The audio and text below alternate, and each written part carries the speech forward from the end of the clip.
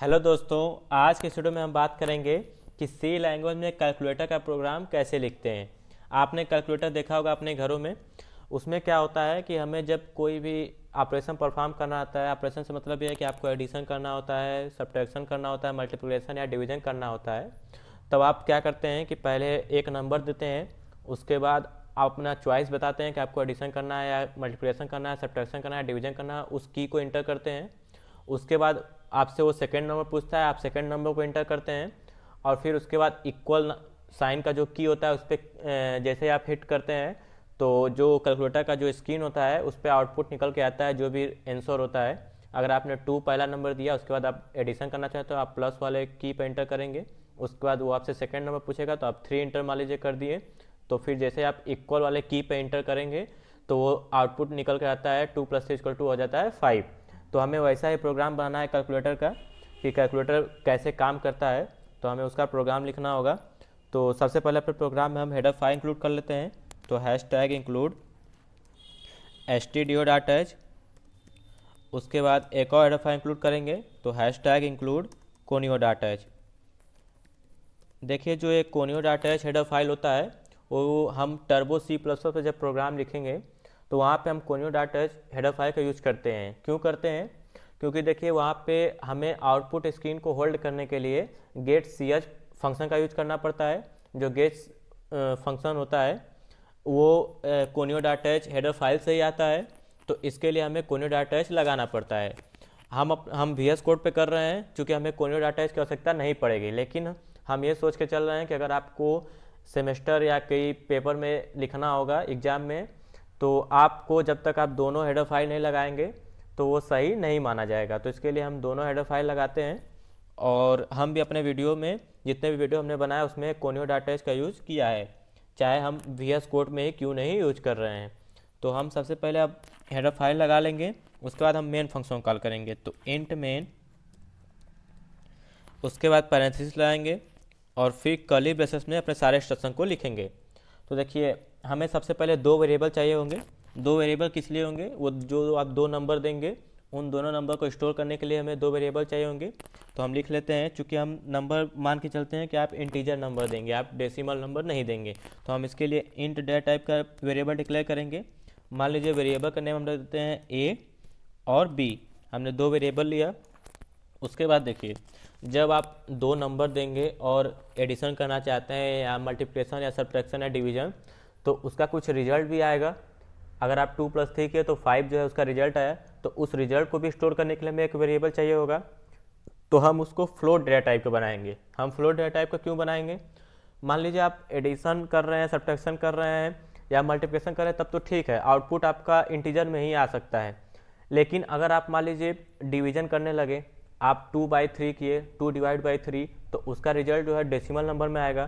तो decimal number को store करने के लिए हमें फ्लोट डेटा टाइप का वेरिएबल बनाना पड़ता है। तो इसलिए हम जो रिजल्ट को स्टोर करेगा वेरिएबल, उसके लिए हम फ्लोट डेटा टाइप यूज करेंगे। तो हम लिख लेते हैं फ्लोट और वेरिएबल का नेम हम दे देते हैं सी जो है एक तरीके से रिजल्ट के लिए होगा। जो आप ऑपरेशन बताएंगे करने के लिए, उसका जो भी रिजल्ट आएगा वो सी में स्टोर हो जाएगा।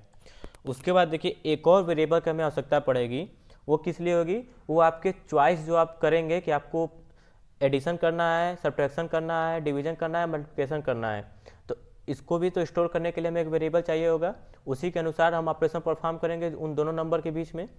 तो चूंकि आप जो चॉइस करेंगे वो आप इंटर करेंगे प्लस माइनस मल्टीप्लिकेशन का साइन जो होगा, इनटू का जो जिसको बोलते हैं हम, उसके बाद डिवाइड का जो साइन होगा उसको आप दबाएंगे, तो वो जो आप देंगे वो सब कैरेक्टर में आते हैं।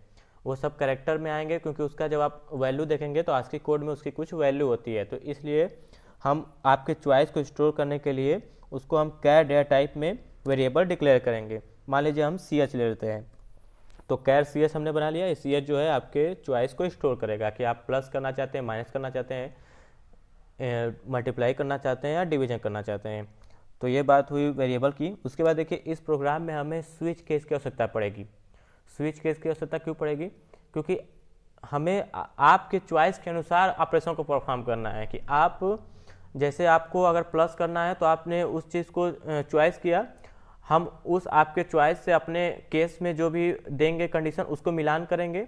जैसे ही वो दोनों राइट होंगे मतलब कंडीशन ट्रू हो जाएगा, तो हम प्लस वाला दबाएंगे तो प्लस वाला ऑपरेशन परफॉर्म होकर आपको रिजल्ट मिल जाएगा, माइनस वाला दबाएंगे तो माइनस वाला ऑपरेशन परफॉर्म करके आपको रिजल्ट मिलेगा।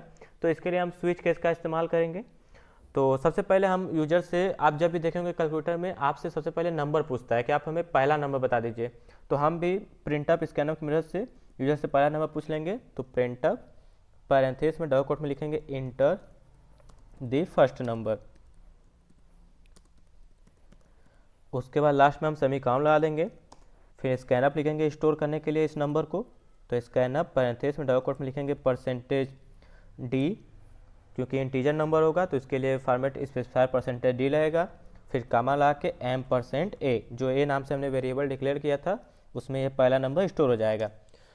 उसके बाद देखिए कैलकुलेटर में आप तुरंत दूसरा नंबर नहीं दे देते, वो आपसे पूछता है कि आप अपनी चॉइस बताइए कि आप करना क्या चाहते हैं, प्लस करना चाहते हैं, माइनस करना चाहते हैं, मल्टीप्लाई करना चाहते हैं, डिवाइड करना चाहते हैं। तो हमें भी सबसे पहले यूजर से चॉइस पूछना होगा। तो हम फिर से प्रिंटअप स्कैनअप लगाएंगे और यूजर से पूछेंगे कि इंटर योर चॉइस, आप हमें अपनी चॉइस बता दीजिए। उसके बाद देखो यहाँ पे हम सेमीकोलन से बंद कर देंगे, फिर स्कैनअप लगाएंगे। स्कैनअप में पैरेंथेसिस में डबल कोट में लिखेंगे परसेंटेज सी। सी किस लिए? क्योंकि जो भी कैरेक्टर होते हैं, जो कैर डेटा टाइप होता है उसका फॉर्मेट स्पेसिफायर परसेंटेज सी लगता है। उसके बाद यहाँ पे हम कामा लगा के लिखेंगे m%ch। आप एक चीज़ नोटिस कर रहे होंगे कि मैंने यहाँ पे परसेंटेज सी से पहले कुछ स्पेस इंटर किए हैं। वो किस लिए किया है? जब भी आप सेकेंड नंबर पे कोई कैरेक्टर इंटर करवाते हैं, जैसे आपने पहला इंटीजर नंबर इनपुट कराया, उसके बाद जैसे ही आप कोई कैरेक्टर इनपुट कराएंगे तो हमें यहाँ पे परसेंटेज सी के से पहले स्पेस देना होगा, नहीं तो वो आपसे लेगा ही नहीं इनपुट, वो तुरंत स्किप कर जाएगा यहाँ से। जैसे आपको अभी हम करके ड्राई एंड रन करके दिखाएंगे। उसके बाद देखिए जैसे ही आप कैलकुलेटर में अपनी चॉइस बताते हैं तो फिर वो आपसे क्या मांगता है कि आप हमें दूसरा नंबर बता दीजिए। तो फिर हम भी लगा देते हैं प्रिंटअप और इसमें पूछ लेंगे यूजर से कि इंटर सेकेंड नंबर। और उसके बाद लास्ट में सेमीकोलन लगा देंगे, फिर स्कैनअप लगाएंगे। उसमें पैरेंथेसिस में डबल कोट में लिखेंगे परसेंटेज डी, क्योंकि इंटीजर नंबर होगा। उसके बाद कामा लगा के m%b, बी नाम से हमने जो वेरिएबल बनाया था उसमें यह स्टोर हो जाएगा। तो एक बार आपको हम रन करके दिखाते हैं और इसको क्या करते हैं, हम यहाँ से स्पेस एक बार हटा देते हैं और एक बार रन करिए, देखिए क्या होता है। तो जैसे ही आप इसको रन करेंगे तो आपसे पूछेगा इंटर द फर्स्ट नंबर। तो हमसे पूछा इंटर द फर्स्ट नंबर, मान लीजिए हमने दे दिया 2। देखिए जैसे आपने इंटर किया 2, वो आपसे इंटर योर चॉइस लिखा, उसका इंटर सेकंड, मतलब इस वाले लाइन को जो इंटर योर चॉइस में वो स्किप कर दिया, वो आपसे इनपुट ले ही नहीं रहा है और direct enter the second number पूछ रहा है। तो इसीलिए ये बाय डिफ़ॉल्ट होता है। तो हमें इसीलिए यहाँ पे परसेंटेज सी से पहले स्पेस लगाना पड़ेगा। यही अगर आप जो ये इस वाले लाइन को सबसे पहले ले देते तब आपको स्पेस की आवश्यकता नहीं पड़ती, क्योंकि पहला जब आप करेक्टर इनपुट कराएंगे तो कोई दिक्कत नहीं होगा। लेकिन जैसे आप सेकेंड लाइन पे करेक्टर इनपुट कराएंगे तो आपको यहाँ पे स्पेस देना पड़ेगा। तो ये हमने प्रिंटअप स्कैनअप की मदद से आपसे पहला नंबर, आपकी चॉइस और सेकेंड नंबर पूछ लिए। अब हम क्या करेंगे, आपको हमने बताया था स्विच केस का इस्तेमाल करेंगे। तो हम लिख लेंगे स्विच का जो आप होता है सिंटेक्स उसको आप जानते ही होंगे। तो स्विच में हम सबसे पहले जो आपने चॉइस बताया था उसको हम लिख लेंगे ch में आपका चॉइस जो है स्टोर है। उसके बाद देखिए हम यहाँ पे कर्ली ब्रेसेस लगाते हैं और स्विच के अंदर हम केसेस लगाते हैं, जो भी केस होते हैं जितने भी प्लस माइनस डिवीजन और मल्टीप्लाई का जो भी होगा केस होगा उसको हम लगाएंगे और उसमें ऑपरेशन परफॉर्म करके आपको रिजल्ट देंगे। तो हमारा सबसे पहला केस क्या होगा, हमारा सबसे पहला हम केस मान लेते हैं कि आप प्लस के लिए हम देख लेते हैं। तो यहाँ पे हम प्लस लिख लेंगे। अब आप सोच रहे होंगे कि यहाँ पे हम सिंगल कोट में प्लस क्यों लिखे हैं, क्योंकि जो आप प्लस दबाएं ये एक कैरेक्टर है, इसका कुछ वैल्यू होता है, तो इसके लिए हमें सिंगल कोट कर सकता है प्रत्येक कैरेक्टर को दर्शाने के लिए। तो हमने यहाँ पे सिंगल कोट किया। उसके बाद देखिए हम कॉलन लगाते हैं। आपने पढ़ा होगा स्विच केस में, तो हमें सबसे पहले केस लिखते हैं, फिर उसके बाद जो भी आगे हमें लिखना वो लिखते हैं, फिर कॉलन लगाते हैं। और इस केस में हम क्या प्रिंट कराएंगे, पहले प्रिंट नहीं कराएंगे, पहले ऑपरेशन हम कर लेते हैं कि C = A + B। जैसे ही आप प्लस का इंटर दबाएंगे, वो आपसे सेकेंड पूछेगा, सेकेंड नंबर करके वो c equal to a plus B करेगा और आउटपुट को हम प्रिंट करा लेते हैं। तो प्रिंट ऑफ, इसका रिजल्ट क्या आएगा, इसका रिजल्ट आएगा a प्लस बी का। आप जब रिजल्ट करेंगे तो हम यहाँ पे पहले सबसे पहले परसेंटेज f लगा लेते हैं। परसेंटेज f क्यों लगाएंगे, क्योंकि हमने आपको बताया था कि हमने c जो है वो परसेंटेज f लगाए इसलिए है क्योंकि फ्लोट डेटा टाइप यूज किया है हमने c के लिए, तो यहाँ पे हमने परसेंटेज f लगा लिया। उसके बाद यहाँ पे हम कामा लगा के लिख लेंगे c की वैल्यू को हम प्रिंट कर लेंगे, क्योंकि जब आप दो नंबर देंगे उनके बीच में एडिशन होगा, एडिशन करने पे जो c में वैल्यू आएगी उसको हम आउटपुट पे देख लेंगे। उसके बाद देखिए अब हम क्या करेंगे, इसमें अब दूसरा केस लगाएंगे। तो केस, और यहाँ पे सबसे पहले एक ब्रेक लगा लेते हैं। ब्रेक किस लिए, अगर आप यहाँ पे ब्रेक नहीं लगाएंगे तो इससे क्या प्रॉब्लम आएगी कि जैसे ही एक केस ट्रू हुआ उसके नीचे जितने भी केस होंगे वो सब के सब रन करेंगे, सब के सब कंडीशन चेक किया जाएगा, सब में जो भी आउटपुट आएगा वो होगा। तो इसलिए हमें क्या करना होगा, ब्रेक लगाना। जैसे ही एक केस का कंडीशन ट्रू होगा उसके अंदर जो भी ऑपरेशन वो परफॉर्म हो गया, उसके बाद ब्रेक देखते ही हम उस स्विच केस से बाहर निकल जाएंगे, हमें फिर नीचे का एग्जीक्यूट करने की ज़रूरत नहीं है। उसके बाद देखिए अब हम नेक्स्ट केस लगा लेते हैं। तो केस, इस बार हम क्या लगाएंगे, इस बार हम माइनस के लिए लगाएंगे, तो माइनस, और यहाँ पे हम फिर कॉलन लगा लेंगे, फिर प्रिंट ऑफ लिखेंगे। प्रिंट ऑफ नहीं, सबसे पहले सी इक्वल टू लिखेंगे a माइनस बी और फिर प्रिंट ऑफ लगा के इस वैल्यू को प्रिंट करा लेंगे। तो परसेंटेज f और यहाँ पे कामा करके लिख लेंगे c में जो वैल्यू होगी वो आउटपुट में दिख जाएगी, और फिर हम ब्रेक लगा देंगे। फिर हम अगला केस देंगे, वो हमारा होगा मल्टीप्लाई के लिए।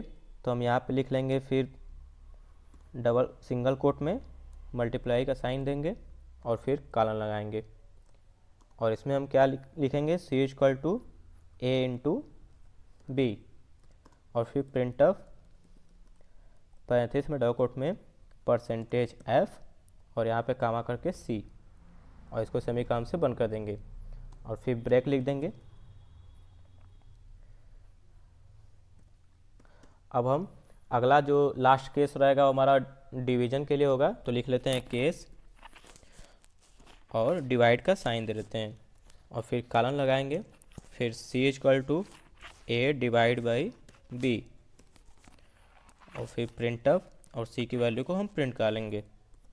तो परसेंटेज f और यहाँ पे कामा करके c, इसको सेमीकोलन से बंद कर देंगे और फिर ब्रेक लगा देंगे। एक हम लास्ट में डिफ़ॉल्ट देंगे। डिफ़ॉल्ट किस लिए होगा, मान लीजिए आपने ना तो प्लस दबाया, ना माइनस, ना मल्टीप्लाई या डिवीजन, कोई भी आपने इंटर नहीं किया, कोई आपने गलत की इंटर कर दिया, तो आप क्या लिख कर आए कि आपने इनवैलिड की इंटर किया है। तो हम लिख लेंगे यहाँ पे डिफ़ॉल्ट, डिफ़ॉल्ट में हम क्या देंगे, यहाँ पे हम प्रिंट कर लेंगे इनवैलिड की और इसको सेमीकोलन से बंद कर देंगे। अब हम स्विच केस से बाहर निकलेंगे और लास्ट में रिटर्न 0 लिख देंगे, जो कि हमारे प्रोग्राम के एंडिंग को दर्शाएगा। तो चलिए एक बार रन करते हैं, देखते हैं क्या आउटपुट आता है। तो हम इसको रन करेंगे तो हमसे पहला नंबर सबसे पहले पूछेगा। तो हमसे पूछा इंटर द फर्स्ट नंबर, तो मान लीजिए हमने दे दिया 12, तो ये पूछा इंटर योर चॉइस, हमें मान लीजिए एडिशन करना है तो हमने प्लस दबा दिया। तो ये पूछा इंटर द सेकेंड नंबर, हमने मान लीजिए दे दिया 13। तो ये बोल रहा है कि 12 और 13 को जब आप ऐड करेंगे तो आपकी वैल्यू जो आएगी 25 आएगी, जो कि राइट आंसर है। एक बार और रन करते हैं। तो ये फिर हमसे पूछा इंटर द फर्स्ट नंबर, हमने मान लीजिए दे दिया 2। इस बार हम मल्टीप्लाई करते हैं, तो मल्टीप्लाई का साइन दबाएंगे हम, और उसके बाद इंटर द सेकेंड नंबर, मान लीजिए हमने दे दिया 5। तो देखिए इसकी वैल्यू आ गई 10। तो हमारा जो कैलकुलेटर का प्रोग्राम जो है वो सही बना है, सब कुछ सही सही रन कर रहा है। आई होप आपको अब प्रोग्राम कैलकुलेटर का बनाने आ गया होगा सी लैंग्वेज में। तो आई होप आपको वीडियो समझ में आया होगा।